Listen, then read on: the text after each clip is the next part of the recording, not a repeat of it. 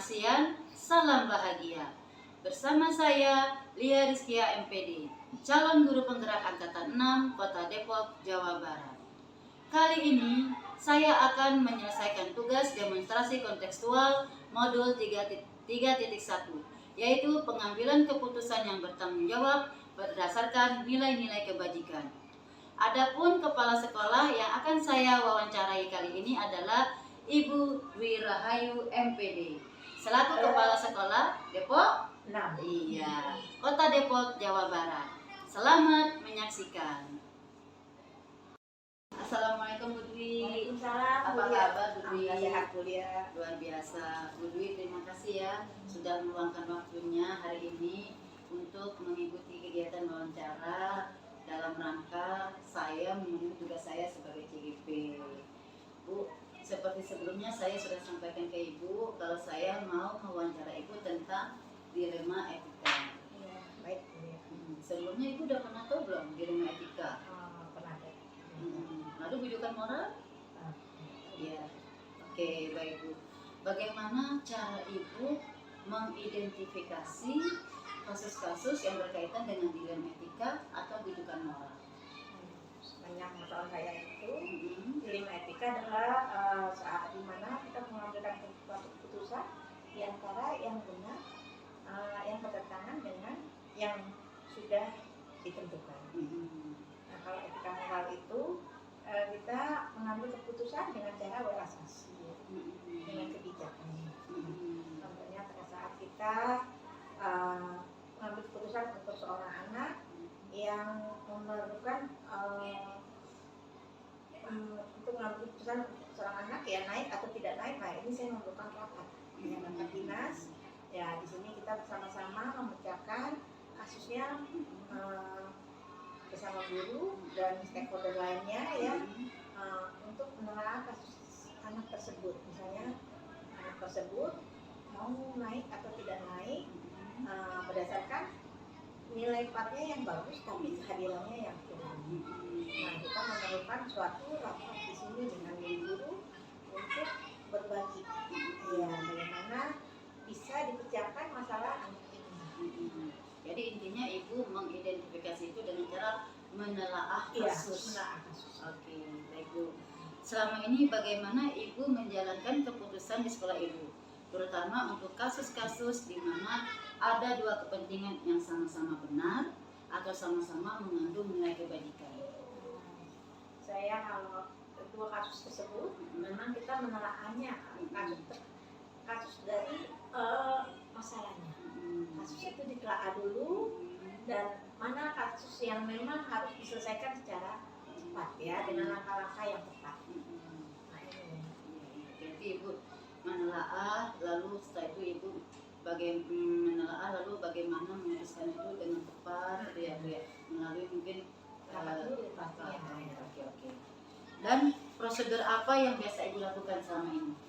Prosedurnya saya mengikuti setiap kasus itu dengan dikelompokkan mungkin ya, kasusnya dikelompokkan dari yang kasusnya kecil yang kecil yang dengan kasus yang paling besar atau rumit ya itu. Jadi dikelompokkan, diklasifikasikan mana kasus yang kecil dan mana kasus yang besar atau rumit dan bagaimana nanti pengambilan keputusan. Jadi luar biasa ya Bu ya. Lalu langkah-langkah itu kan tadi ya sudah. Lalu hal-hal apa saja yang Ibu anggap efektif dalam pengambilan keputusan Ibu pada kasus-kasus dilema etika? Kasus dilema etika, hal-hal yang sangat efektif itu mungkin dari beberapa orang guru saya yang kompeten dan mungkin juga nanti dari rapat dinas yang kita lakukan dan atau rapat-rapat lainnya ya. Dan langkah selanjutnya mungkin nanti ada hal yang diperlukan misalnya mungkin dengan beberapa pihak dari pihak orang tua atau komunitas sekolah yang diperlukan ya. Kalau memang diperlukan. Jadi Ibu artinya mengajak bicara seluruh stakeholder yang terkait di dalamnya, terutama guru yang berkompeten dulu ya Bu ya. Lalu nanti Pak Dinas, lalu memanggil yang juga berkompeten di kasus tersebut. Lalu hal-hal apa saja yang menurut Ibu merupakan tantangan dalam pengambilan keputusan tersebut? Tantangannya ya kalau saya bisa mengambil suatu keputusan dengan tepat ya, dengan benar di antara yang benar ya. Jadinya tantangannya banyak. Saya bisa menyelesaikan suatu kasus dengan baik ya, itu dengan tepat itu ketika ya di situ ya. Tantangannya itu mungkin kita bisa Gitu ya? menyatukan suara ya, menyatukan suara dulu Mas Siti. Jadi menyatukan suara untuk di antara kasus yang dilematis tersebut ya, dilema etika tersebut ya, dengan di antara keputusan yang sudah ada petunjuknya, tapi kita dengan kebijakan kita yang kita bisa ambil itu. Oh ya, jadi intinya Ibu melempar kepada forum misalnya di rapat dinas, dan Ibu merasa tantangannya adalah bagaimana menyatukan persepsi ya, menyamakan persepsi untuk mengambil keputusan tersebut sehingga menjadi keputusan yang terbaik dengan segala kebijakan-kebijakan yang Ibu buat. Iya. Oke, Ibu. Lalu, apakah Ibu memiliki jadwal tertentu dalam kasus dilema etika, ataukah Ibu bisa menyelesaikannya secara langsung? Tergantung masalah yang kita hadapin. Tapi kalau memang jadwal itu pasti kita punya jadwal ya. Tapi kalau masalah misalnya ada permasalahan yang bisa diselesaikan secara saat itu, bisa saya ambil itu juga saya akan ambil ya. Maksudnya keputusan tersebut akan saya langsung terapkan ya. Misalnya anak yang bolos ya, terus bagaimana menangani anak yang tidak masuk terus ini, dan untuk mungkin kita bisa langsung panggil beberapa pertama gurunya ya, kenapa ini ada masalah apa, dan kita bisa selesaikan masalah ini langsung. Misalnya harus diputuskan anak ini kehadirannya, jadi bisa kita ambil keputusannya, anak ini kita cari masalahnya dan kita bisa selesaikan dengan mungkin orang tuanya, maksud saya gitu ya. Jadinya orang tuanya dan kita ya mungkin kita bisa langsung maksud saya itu bisa ke sana, ke sekolahnya ya, ke orang tuanya gitu, nanti diselesaikan dengan dialog antara guru dan anak tersebut. Itu yang bisa secara langsung ya. Oke, lalu Ibu memiliki jadwal nggak untuk menyelesaikannya? Bentuk atau prosedurnya seperti apa?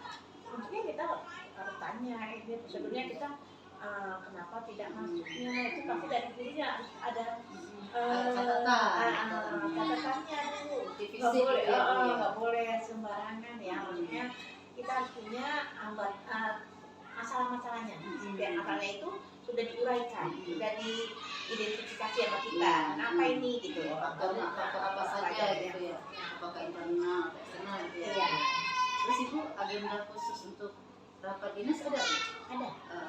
Itu bulanan atau mingguan atau serta merta gitu? Untuk sekolah saya kalau rapat dinas itu bulanan. Ini ya, tapi dilakukannya pada minggu keberapa tuh? Minggu pertama. Tapi memang tidak menutup kemungkinan kalau misalnya minggu pertama kita ada hambatan, atau ada yang kegiatan lain, nah itu bisa di minggu berikutnya. Jadi tapi intinya tetap di bulan pertama, iya, saya tenang di minggu pertama. Karena mungkin permasalahan itu mungkin sudah ada gitu. Iya, jadi sudah ada banyak yang mungkin yang harus kita pecahkan bersama-sama, sharing bersama-sama. Nah itu biasanya lebih senang di awal kalau saya. Kalau misalnya tadi kan Ibu bilang di awal itu sebagai agenda rapat bulanan. Kalau serta merta itu bagaimana? Serta mertanya berarti kita kan memang yang di luar juga kita ya, di luar kebiasaan kita. Berarti kita memang saya sudah mengantisipasinya dengan beberapa orang yang memang saya anggap berkompeten. Misalnya bagian kesiswaan, bagian kurikulum itu saya sudah berbicara lebih dahulu dengan mereka.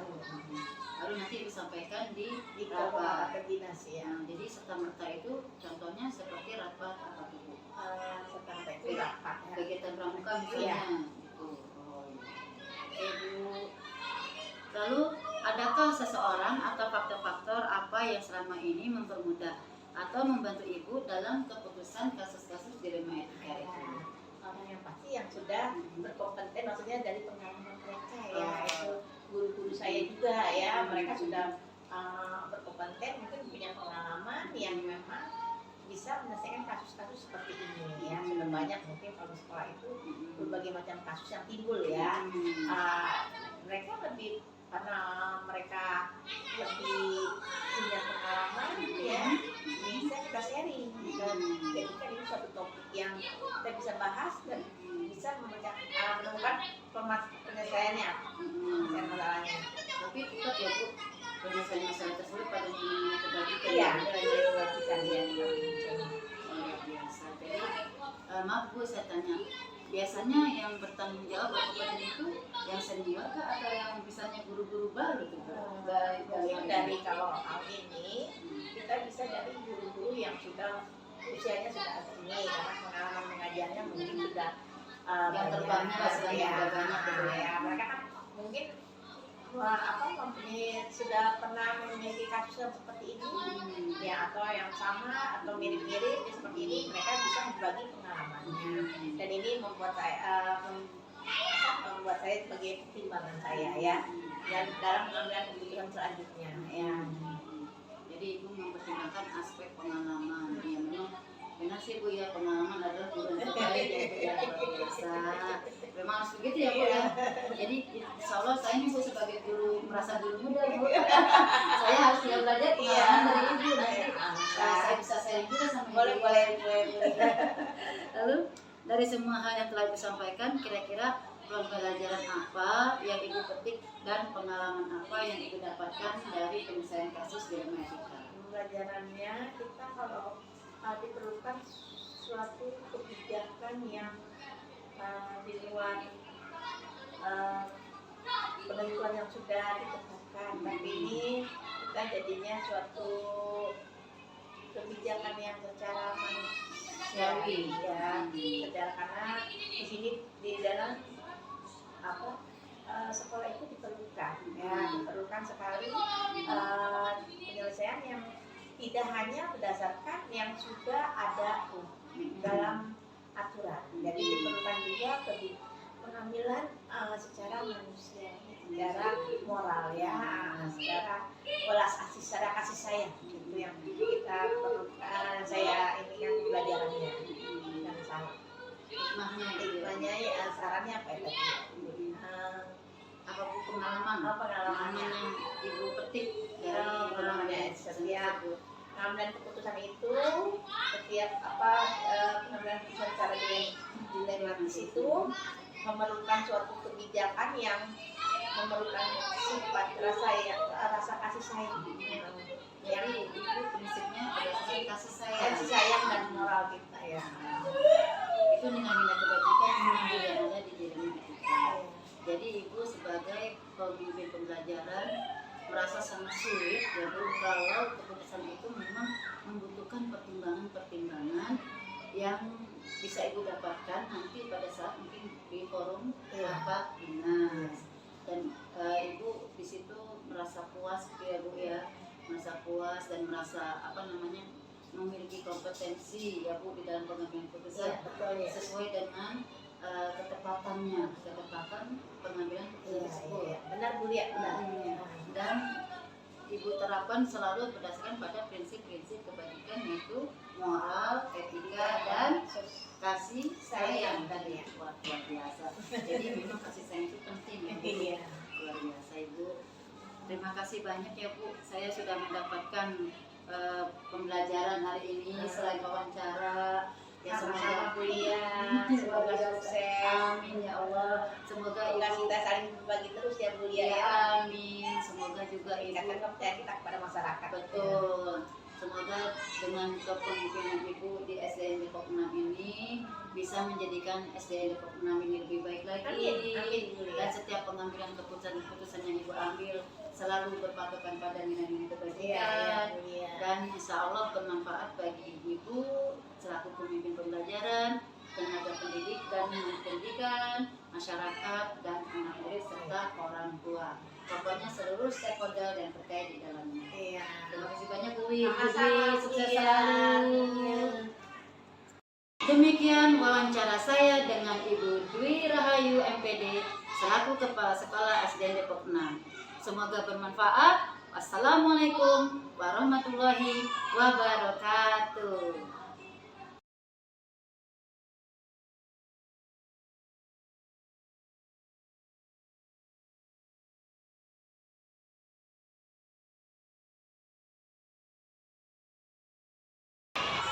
Selamat pagi, salam bahagia. Bersama saya Lia Rizkia MPD, calon guru penggerak angkatan 6 Kota Depok, Jawa Barat. Kali ini saya akan mewawancarai kepala sekolah SDN Depok Jaya 1, yaitu Bapak. Ya, saya Dwi Harbuto, Kepala Sekolah SD Negeri Depok Jaya 1. Oke. Kali ini saya akan mewawancarai tentang pengambilan keputusan yang bertanggung jawab dan berpihak kepada nilai-nilai kebajikan. Selamat menyaksikan. Selamat pagi, Bu Apa Lia. kabar? Sehat, Bu? Alhamdulillah.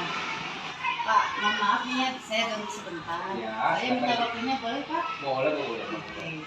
Begini Pak, sebelumnya saya mendapatkan tugas dari PPGP Angkatan 6, Ya, yaitu demonstrasi kontekstual.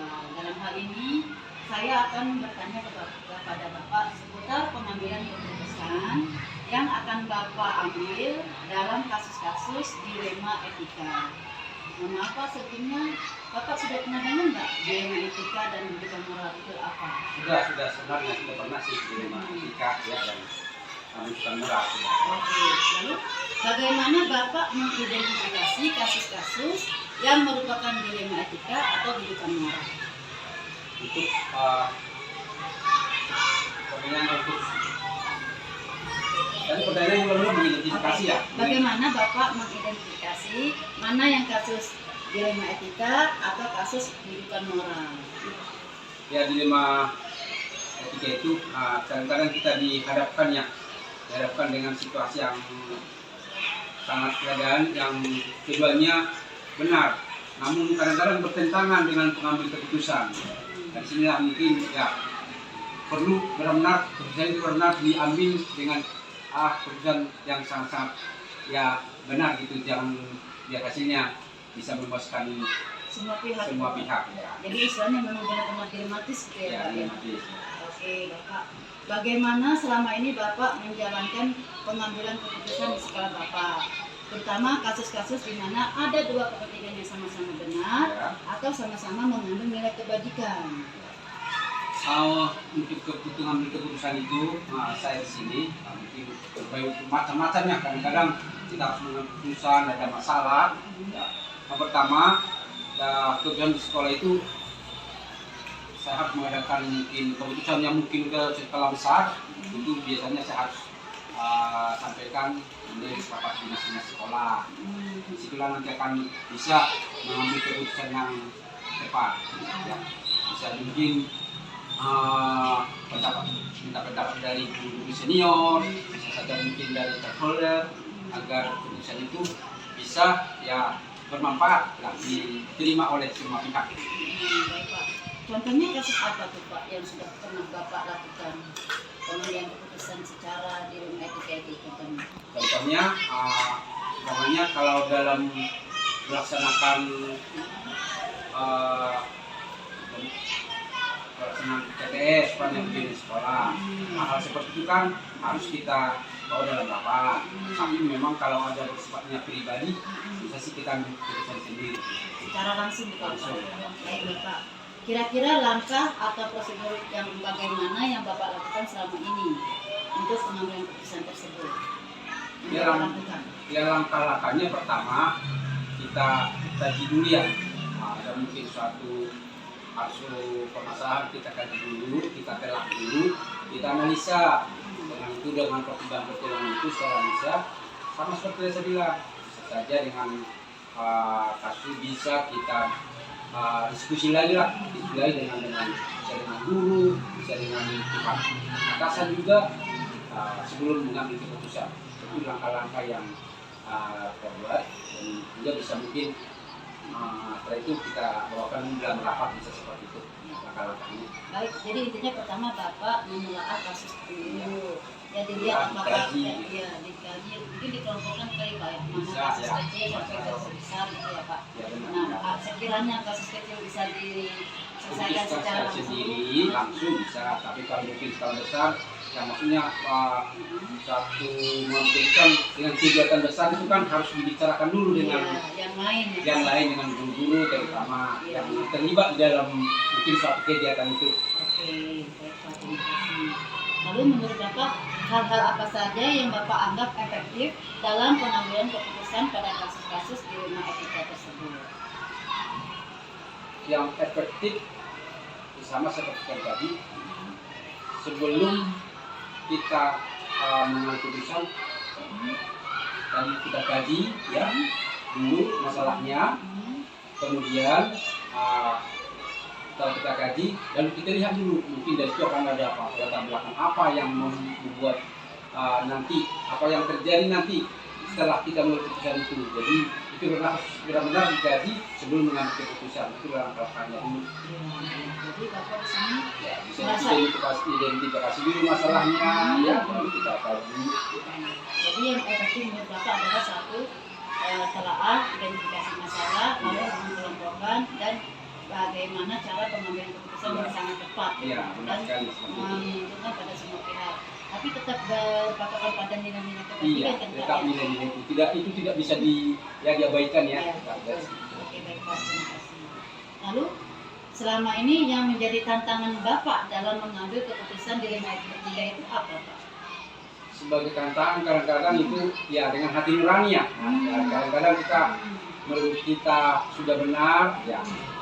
Artinya tapi kadang-kadang belum tentu benar untuk orang lain. Tapi di sini ya, tentang kita harus bisa benar-benar bisa mengambil keputusan yang tepat sehingga apa yang kita putuskan itu jadi bisa diterima oleh Semua orang lain, pihak. semua pihak. Oh, jadi intinya menurut Bapak tantangan itu adalah ketika Bapak mengambil keputusan yang memang benar-benar penting, itu dapat diterima oleh semua pihak dan istilahnya benar menurut semua orang gitu Pak.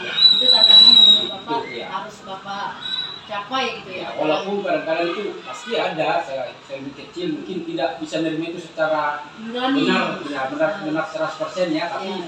itu harus di situ kita harus mengambil keputusan. Nah, itu tantangannya. Ya, tantangannya. Makanya disebut dilema ya Pak ya. Dilema ya. Iya. Ya kadang-kadang memang sebagai seorang pemimpin selalu mengalami dilema dan kadang-kadang bertegangan dengan nurani.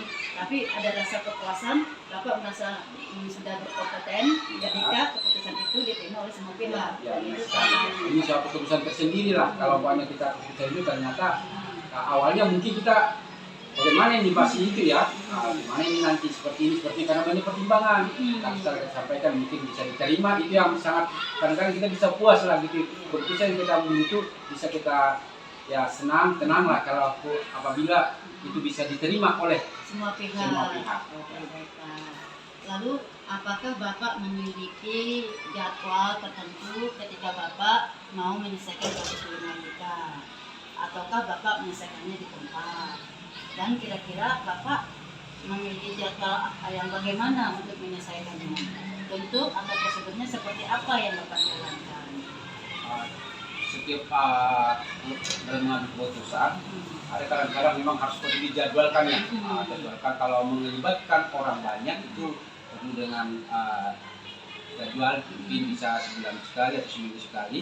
Tapi kalau mungkin sifatnya pribadi bisa itu kita langsung keputusan pada saat itu juga. Tapi kalau saya katakan tadi, kalau memang itu sifatnya untuk melibatkan banyak atau kegiatan besar itu harus kita buatkan dulu rapat dinas, kita minta dulu pendapat dari terus mungkin dari semua ya guru maupun yang terlibat dalam sekolah ini. Oke, baik. Jadi menurut Bapak kalau untuk kira-kira kasus itu bisa diselesaikan secara langsung, pribadi, bisa langsung kita laksanakan. Contohnya itu kayak mana? Kasus apa tuh contohnya? Contohnya bisa saja mungkin ya seorang guru itu jarang masuk, itu kan secara pribadi dan itu tidak perlu disampaikan di dalam forum, itu bisa dilakukan kita ambil keputusan. Tapi kalau sifatnya mungkin suatu kegiatan, mungkin masalah tentang ujian atau mungkin kegiatan di sekolah yang melibatkan guru dan siswa itu Dalam rapat dinas dalam ya, Pak?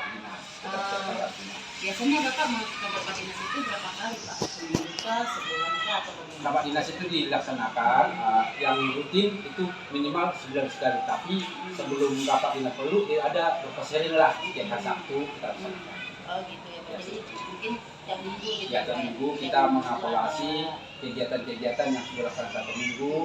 Nah, itulah kesempatan kita juga ada dengan guru-guru, mungkin ada yang menghadapi masalah di kelas, dan situ ya, dan situ bisa kita ambil keputusan apabila ada guru-guru mungkin menyampaikan ada masalah yang dihadapi dalam dia melaksanakan tugasnya. Ya, oke Pak. Jadi intinya tadi masalah pribadi, misalnya Bapak ada guru yang jarang masuk, misalnya tidak menjalankan tugas dengan baik, itu cara Bapak memanggil atau bagaimana? Itu kita panggil Pribadi, jadi pribadi, kita panggil secara pribadi, kita tanyakan kenapa.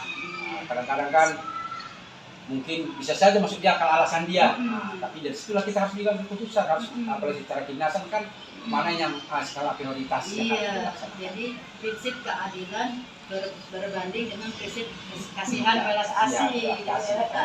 Jadi Bapak di sini dengan etikanya prinsip keadilan dan belas asih. Ya.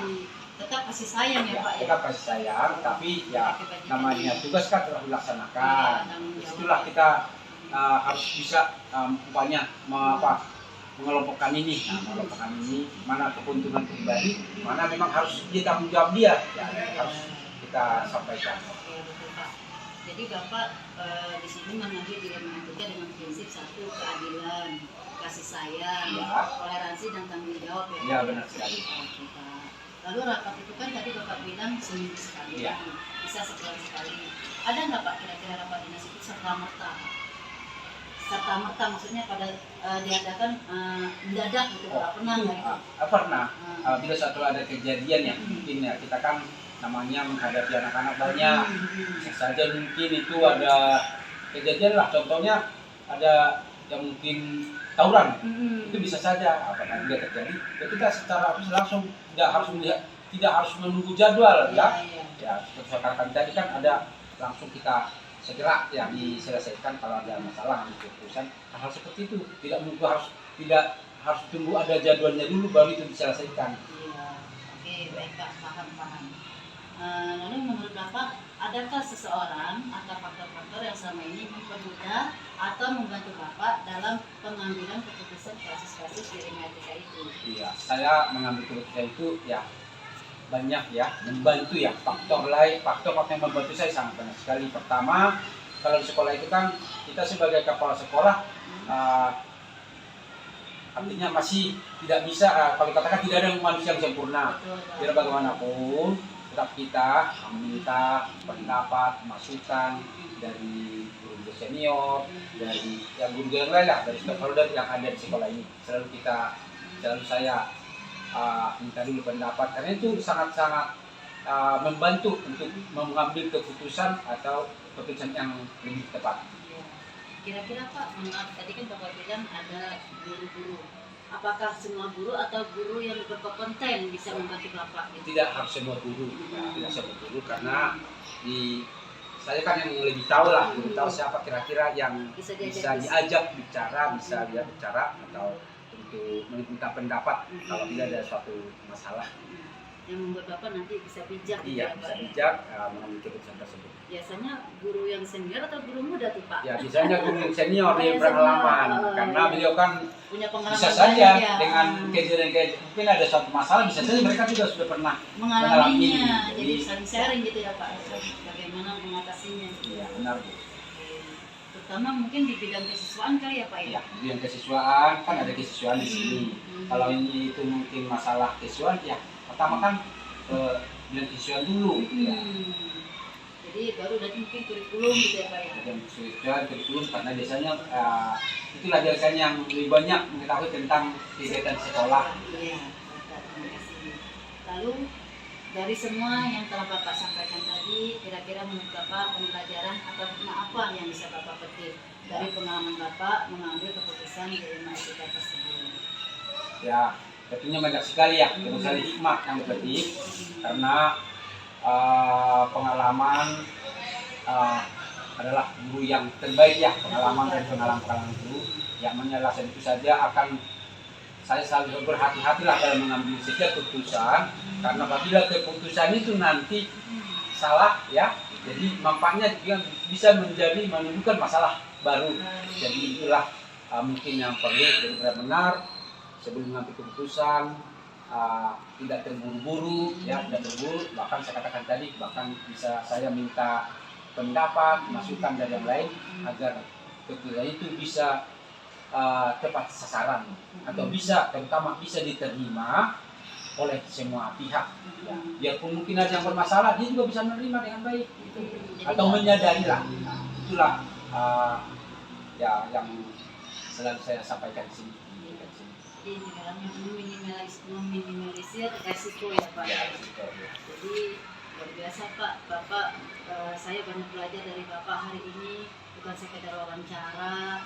Ya ternyata menjadi seorang pemimpin itu lumayan berat ya Pak. Iya, lumayan berat dulu ya. Iya, menjadi seorang pemimpin Iya. itu memang benar-benar luar biasa tanggung jawabnya. Karena secara pribadi kan bisa aja kita salah ngambil keputusan, bisa aja secara Iya. yang kita ngambil keputusan, bisa aja secara ini kan bisa ada kurang cara simpati lihat kita itu bisa terjadi. Iya. Tapi kalau kita memang tepat ngambil keputusan, itu malah dia menganggap bahwa itu karena kasih sayang, gitu, diperhatikan.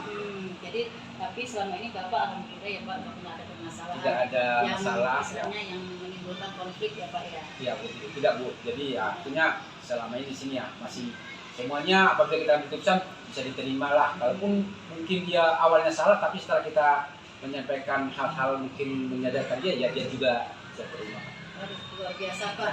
Benar-benar ya Pak, hari ini saya banyak belajar, banyak dari Bapak. Luar biasa pembelajaran untuk saya. Mudah-mudahan, terima kasih banyak ya Pak Ya, ya sama-sama, Bu, ya, atas sama-sama. waktunya. Mudah-mudahan dan Bapak sehat selalu, berkat, dan Bapak insya Allah menjadi pemimpin yang disayangi di institusi Bapak ini dan selalu bisa mengambil keputusan yang terbaik serta diterima oleh semua pihak. Saya bisa belajar ya Pak sama Ya, Bapak ya. sama-sama biaya kita kan terbuka, namanya Iya. belajar itu kan ya. Saling dan juga sharing ya, Pak, ya. saya juga senang begitu, saya senang gitu kalau ada seperti ini ya. Apa yang bisa saya, walaupun dari segi keterbatasan saya, apa yang bisa sampaikan ya saya berikan. Luar biasa. Bapak, saya makasih banyak nih ilmu, waktu, dan semuanya. Ya, sama-sama Bu ya. Semoga kedepannya saya bisa misalnya menjadi pemimpin seperti Bapak ya Pak. Iya, iya, mudah-mudahan bisa, sukses ya, yang sukses. bisa bertanggung jawab, lalu disayangi oleh semua yang ada di sekolah. Terima kasih Pak, alhamdulillah kita sudah menyelesaikan wawancara hari ini. Demikianlah wawancara saya hari ini dengan Bapak.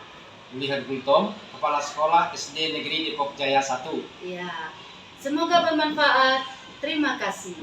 Assalamualaikum warahmatullahi wabarakatuh. Selamat siang.